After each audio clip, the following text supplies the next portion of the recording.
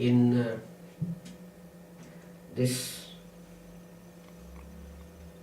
dars, I want to continue with this television program that translated verse 34 of chapter 4 of the Holy Quran as men are in charge of women. Because when I was discussing this with my son Mudassar, he suggested that we look into the translations of the Holy Quran by others apart from Hazrat Maulana Muhammad Ali to see what is said. I don't have a lot of them. I've only got about 10 English translations of the Holy Quran by different people. I didn't look at the Urdu ones because the translation given in this television program was in English. So let's have a look at the translation. Chapter 4, verse 34. Hazrat Maulana Muhammad Ali has translated that as not men are in charge of women, but men are maintainers of women. Yusuf Ali, Allama Yusuf Ali, whose translation is very popular amongst the Sunni group of Muslims, he translates that as men are maintainers of women.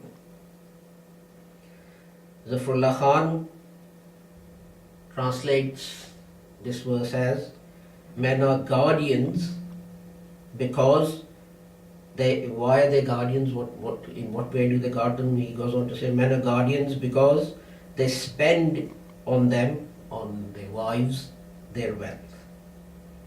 Ghulam Fareed, which is another translation by the Qadiani Jamaat, says exactly the same thing. Khaddam Noori, he says, he translates this verse of the Holy Quran as men are protectors of women. And what do they protect them for or how? Because they spend on them out of their property. Allama Abdul Majid Daryabadi, he translates this as men are overseers of women by reason of what they spend of their riches on them. Maududi, Maulana Maududi, his translation, and I'm not talking about my translation of his Urdu, but the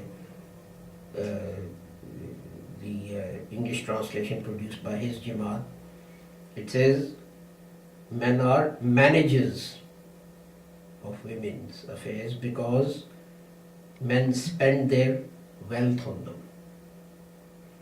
And two non-Muslims, two Christians, the first one Sale, he translates men are maintainers of women, and Rodwell says exactly the same thing in different words. He says because of the outlay they make on them, providers with the outlay that they make on them. The only person who translates that as in charge is Bitol, men are in charge of women. If you translate it as, if you use the word protectors, because it goes on to say men are protectors of women because of the money they spend on them, because they spend out of their property on them. So what are they protecting them from? They're protecting them from hunger and their other desires and so on. But it's interesting that this television program picked only the one translation where the strong word, men are in charge. If you, a guardian, the men are guardians of women. That doesn't make you they're in charge. If they say men are protectors of women, they're the managers of women. None of these things make you in charge of women. But all it does is describes certain duties you have towards them. And the reason is then given that it is their duty to spend their money to satisfy women's needs. But there's one more thing that I want to do, which is this. This is a dictionary of the Holy Quran, and it's not an Ahmadi one. Now, the way Arabic language works is this, that all Arabic words are based on certain root words. So shafa is to heal, and then you'll add letters to that. Mustashfa is the place where healing takes place, so that's a hospital. And the word under consideration or under dispute is qawwamun, the Arabic word qawwamun, and its root is kaf wa mim. And it's very interesting. This dictionary says kaf wa mim mutwazan hona, and that is something that keeps something in balance. Kisi मामला का एतदाल और तवाज़न पर होना, that some matter, something should be in balance. So here we are talking about the family life being kept in balance. Women, because their responsibility is upbringing of the children, then balance is restored by making it the man's responsibility to earn a living and to support them. And he then goes on to say that he then uses another word, qawwamun, saman rizq muhayya karne wala, a provider of food and so on. Then he goes on to quote this verse from chapter 4, which is verse 34. He says, this is what the word qawwamun means here. And that is that there is a division.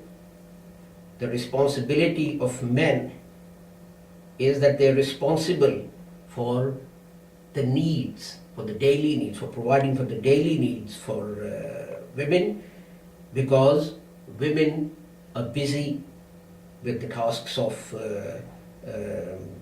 bringing up the children and training them. Then he goes on to say, इसके मैंने हाकम या दरोगा के नहीं. This does not mean guardian or protector. And then he goes on to discuss other things, that qawwamun also means justice and balance. And this is a recurring theme throughout the Holy Quran, that Quran does not just deal with rights, it also deals with responsibilities. And this is the difficulty. We always hear about rights, but we never hear anything about responsibility. And that is what leads people into difficulty. So what the Holy Quran does, it says, what is this person's responsibility? What is the man's responsibility? Well, he's got to look after his wife and children, he has to provide for them, and he also has to provide for his parents.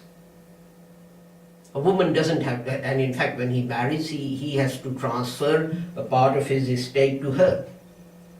A woman doesn't have to do any of that.